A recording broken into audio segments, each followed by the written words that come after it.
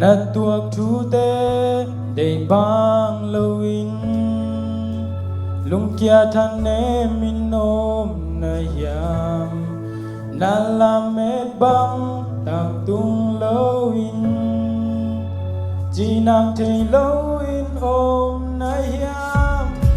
xuan đi ngoan đi thei lowin om na yam gam la pi en ken na kyang a om den ka hoki na lung gel na bang hong tang tul lo ha na mai lam ma ding lung kia in nong ke na kem pe wa u pa e bia pa sian kya na vai teng a pi na lung gel na sang in a hoi go na lam en na sang in a hoi go nang a ding a hoi bel ong gel sang de to ba a lung na ko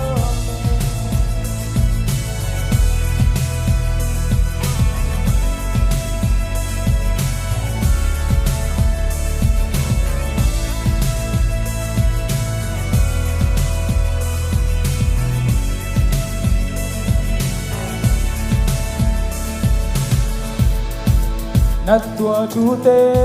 dei bang lowin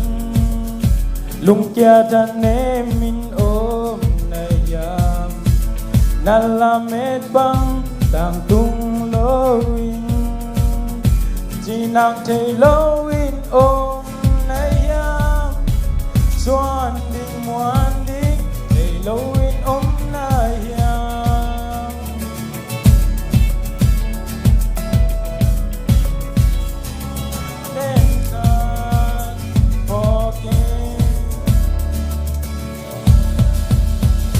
na lung gel na bang hong tang tul lo ha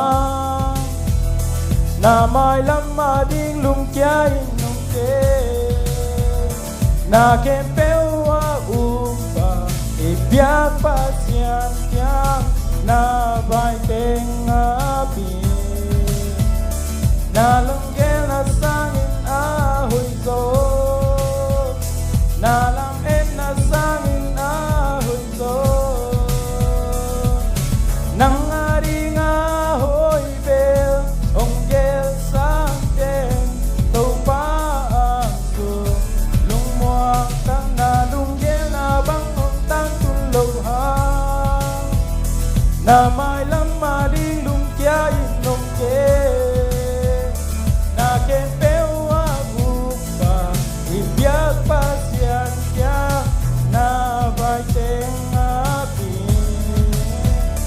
na lung gel na sang in a hoi go na lam en na sang in a hoi go nang a ding a hoi bel ong gel sang ken to pa ang su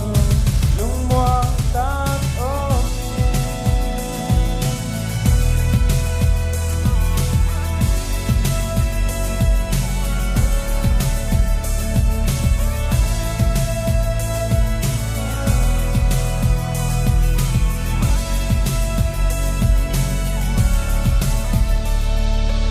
natin yung mga iba ng Tupan fans.